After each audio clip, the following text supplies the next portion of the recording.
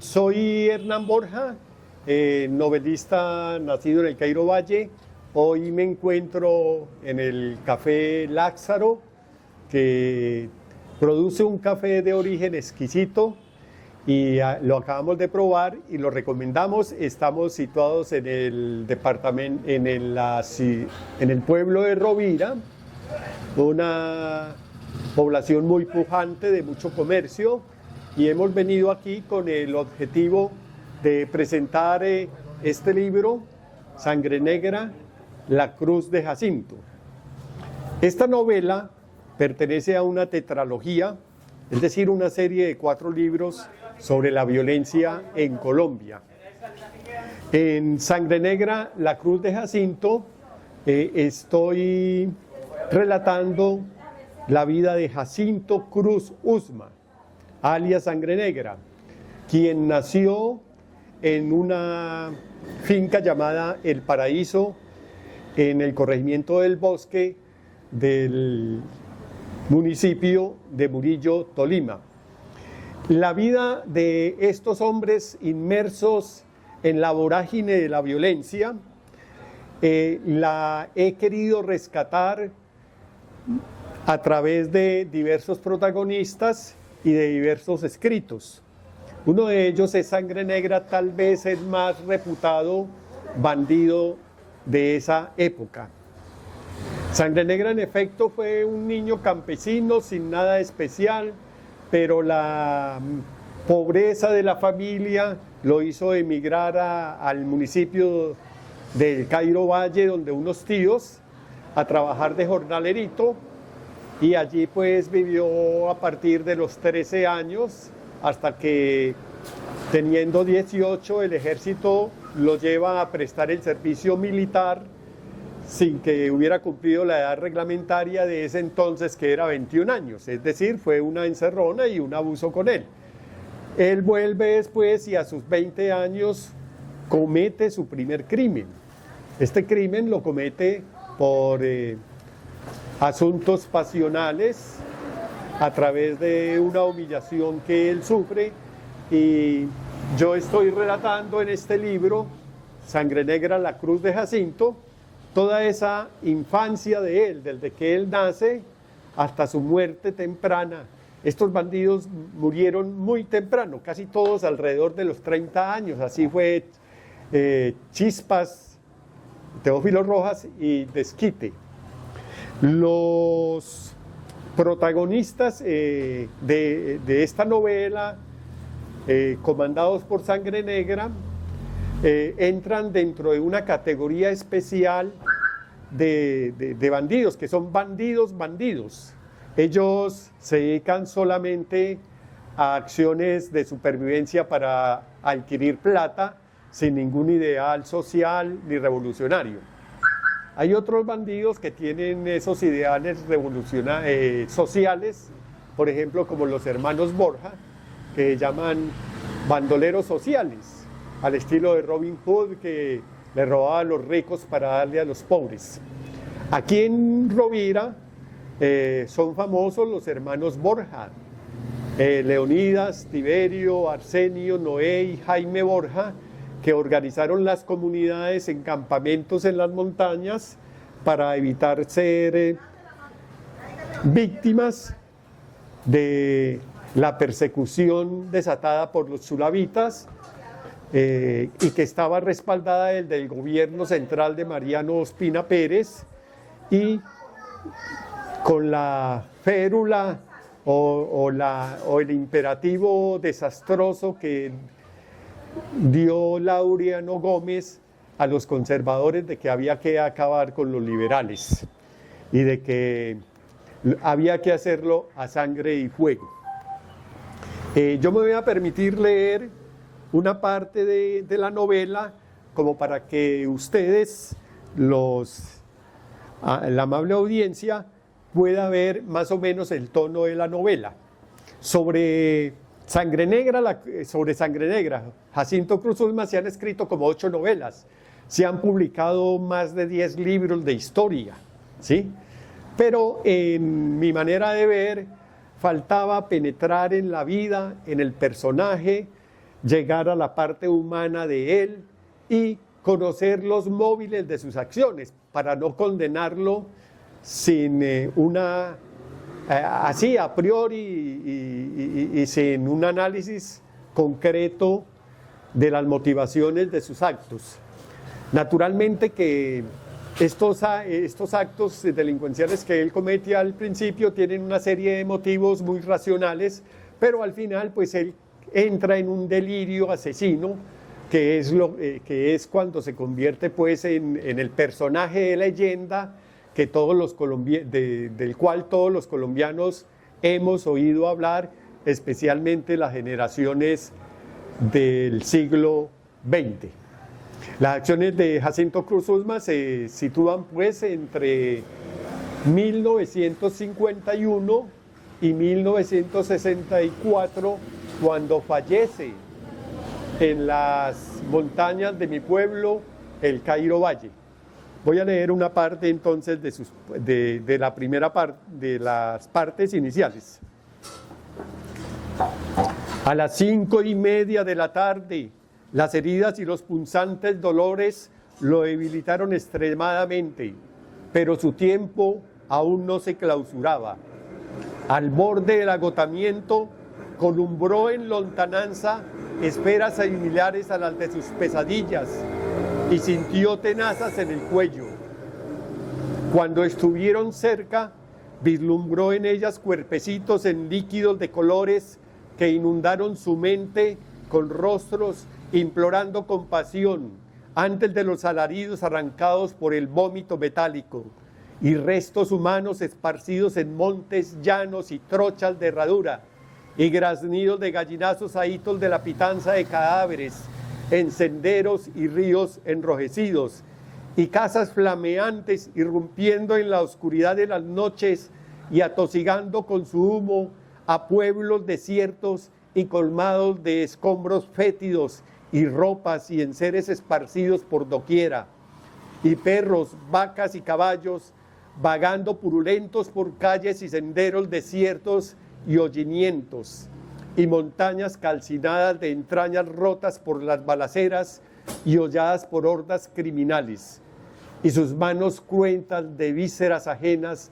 laceradas por hostiles centellas y gélidas borrascas, y miasmas de charcales emanando en el aire, cenizas de sus días. Bien, en este fragmento da el tono de la novela. Como es una novela sobre la violencia, pues es una novela que no puede de ninguna manera enmascarar los hechos, ni volverlos tenues, sino que los tiene que presentar con toda la crueldad, de cierto modo con toda la crudeza con que ocurrieron, porque los que sufrieron la violencia en Colombia son realmente víctimas de hechos muy ignominiosos. Cuando hablo de la violencia en Colombia, hablo del periodo señalado por los historiadores como la violencia clásica, que va del año de 1946, cuando Mariano Ospina Pérez toma el poder y sucede a los gobiernos liberales que estaban en el gobierno del de 1930. Entonces, del 46 al 65, con la muerte de Efraín González en Bogotá, los historiadores han dicho que eso es lo que se llama la violencia clásica, y eso es de lo que habla este libro. No hablamos de las violencias posteriores, que también tienen características de esta, pero tienen otros rasgos que las diferencian sustancialmente. Sangre Negra, la Cruz de Jacinto, pues, es una lectura que yo le recomiendo a cualquier persona. Primero, por su carga histórica que le permite conocer cómo fue el país de esos años. Segundo, porque es una exploración del alma de una persona que se convirtió en criminal por determinadas circunstancias. Y tercero, también porque presenta el delirio en que finalmente cayó él, dejándose llevar ya de sus instintos más primarios y sin ningún respeto por la vida de los demás, sino simplemente buscando el dinero fácil, pues para gastárselo en las necesidades inmediatas de las cuadrillas. Pero también es preciso decir que Sangre Negra representa a muchos criminales en el mundo que han recurrido al crimen porque se vieron de pronto en situaciones en que no podían de pronto defenderse de otra manera. En efecto, Sangre Negra con su primer crimen no tiene padrinos, no tiene plata, no tiene con qué defenderse, cuando otras personas, por ejemplo, en las poblaciones, simplemente conseguían un abogado y arreglaban con los jueces y listo, hasta luego. Pero él no tenía ni un solo peso para hacer eso y su familia mucho menos.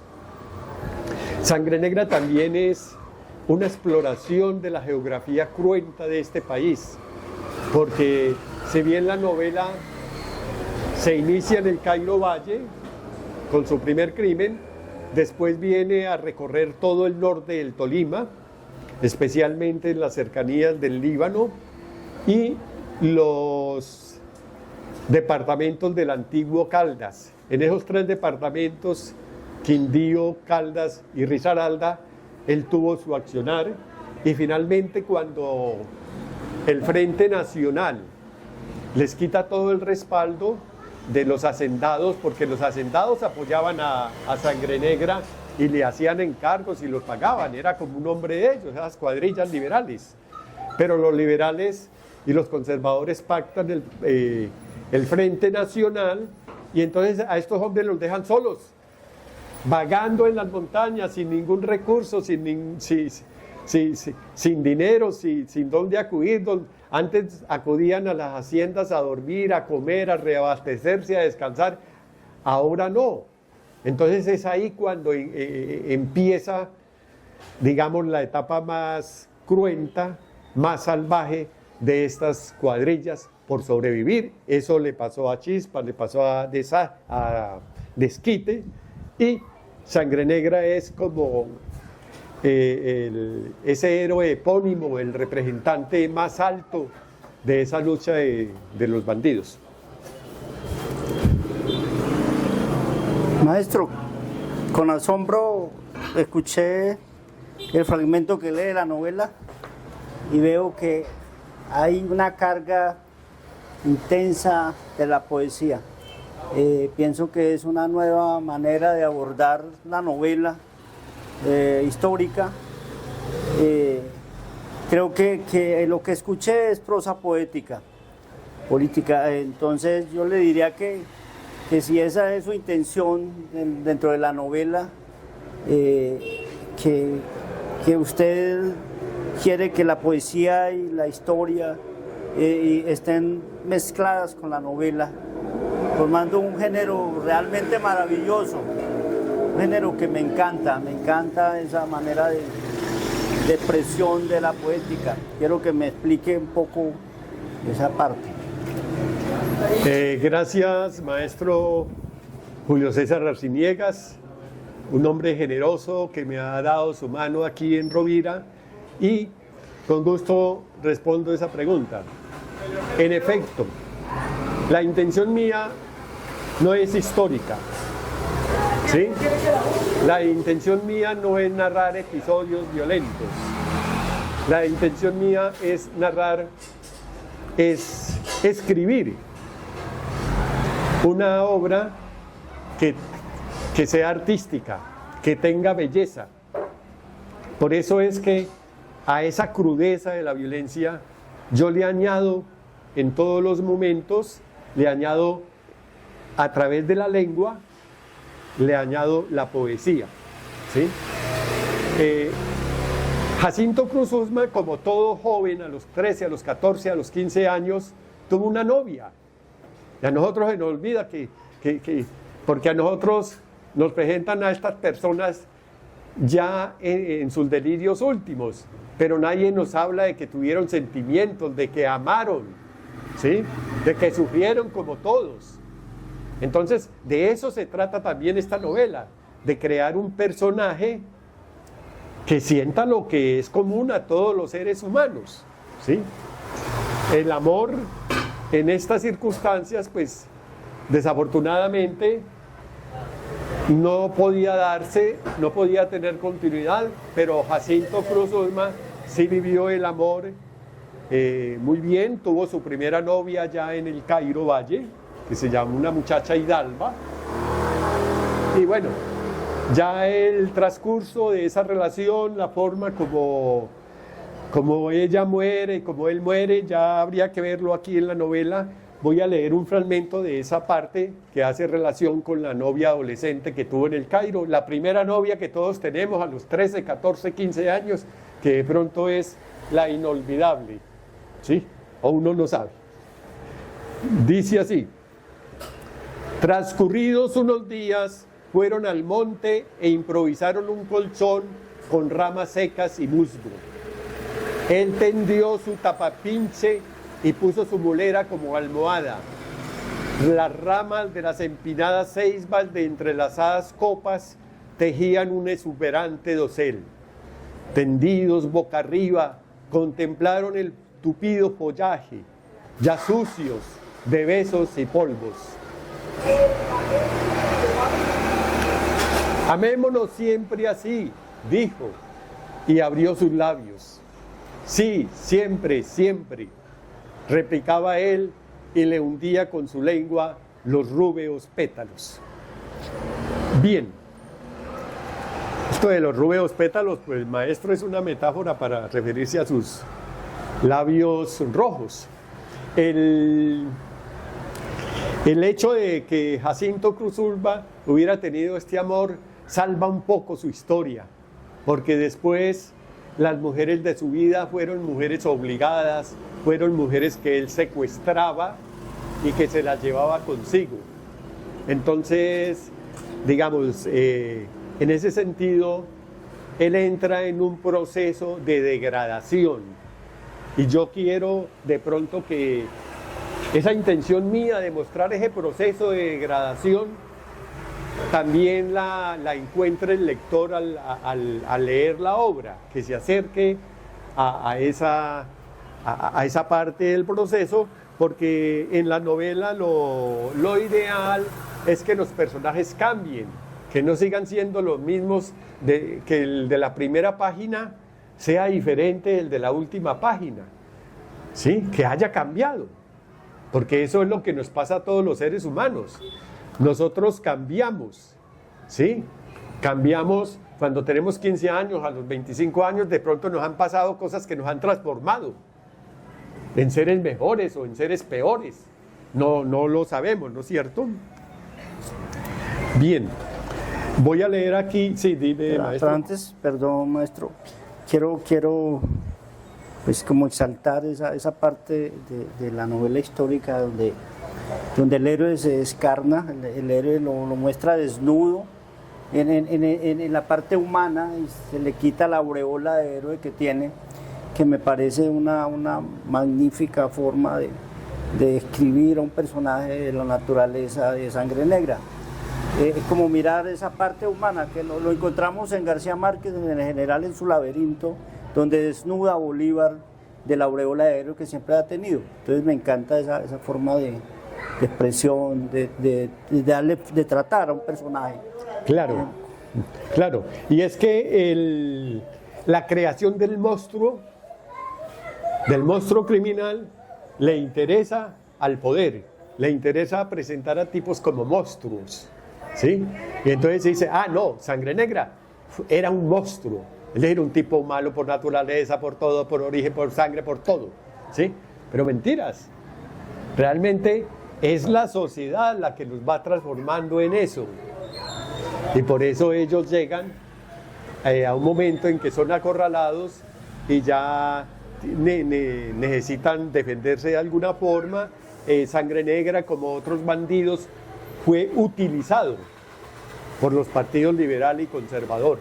Para mostrar la crueldad Sí. del Partido Conservador. Las élites eran las usufructuarias de la violencia en Colombia. Estos pobres hombres, ¿qué usufructo podían tener si andaban por los montes corriendo, durmiendo mal? ¿Sí? Y entonces hay que mirar en dónde radican las cosas. Voy a hablar otra vez sobre esta pareja. Dice así: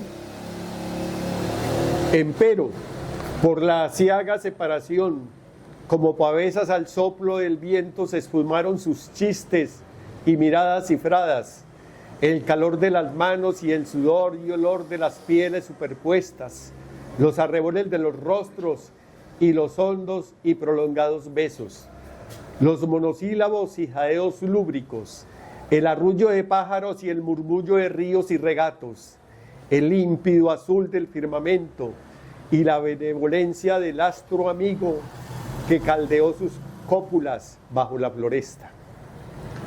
Bien, ahí estamos entonces en este orden de ideas.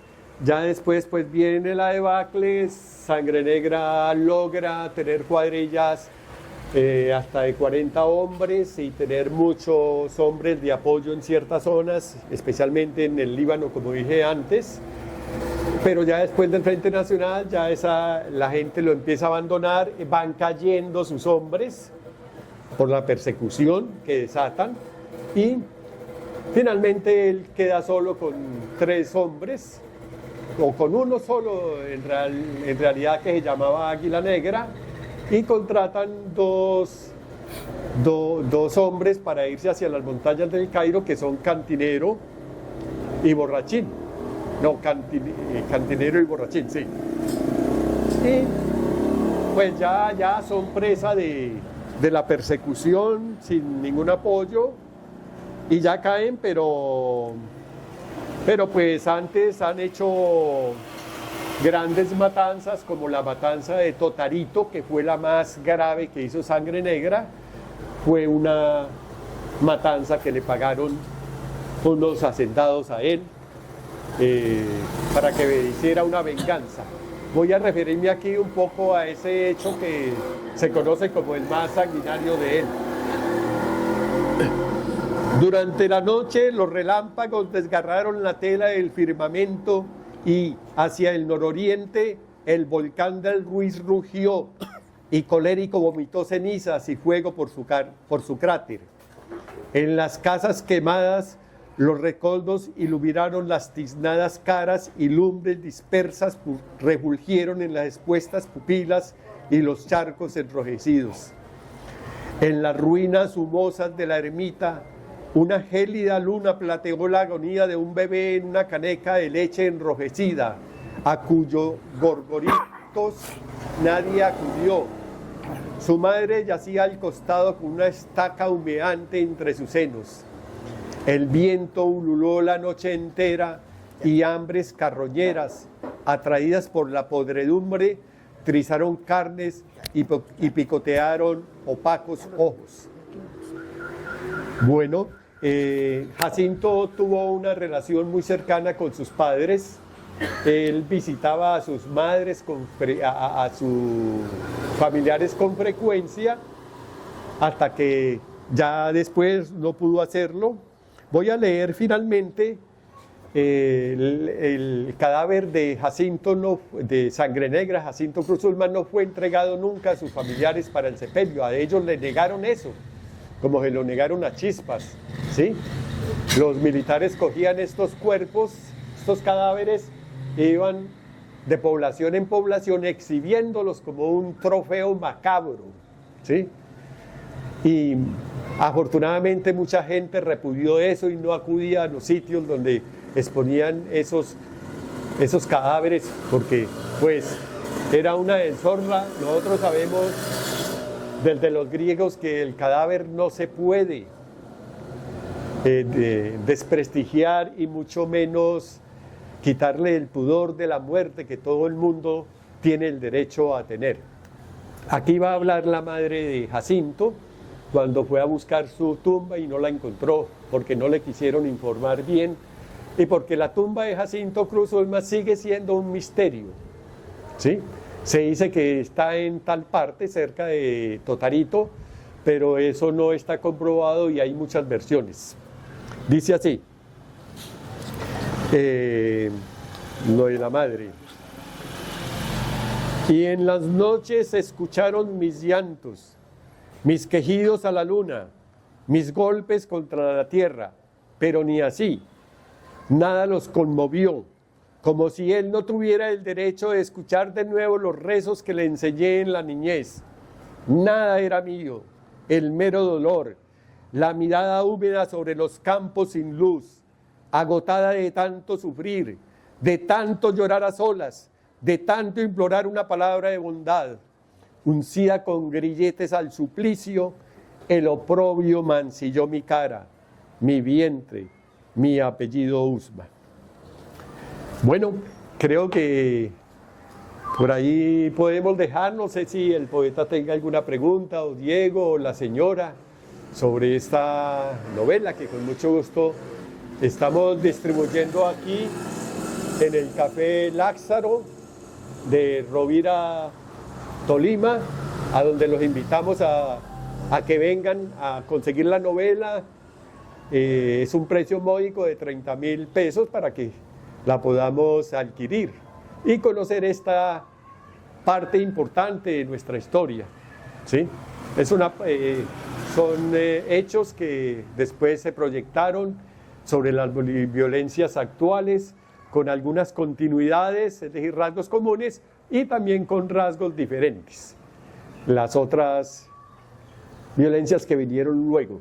Le agradezco a Diego, ¿digo qué? A Diego Lugo su generosidad al brindarme esta oportunidad de hacer conocer la novela aquí en Rovira, donde he estado haciendo unas investigaciones sobre los hermanos Borja para mi tercera novela, y al poeta Arciniegas por su acompañamiento permanente y su estímulo.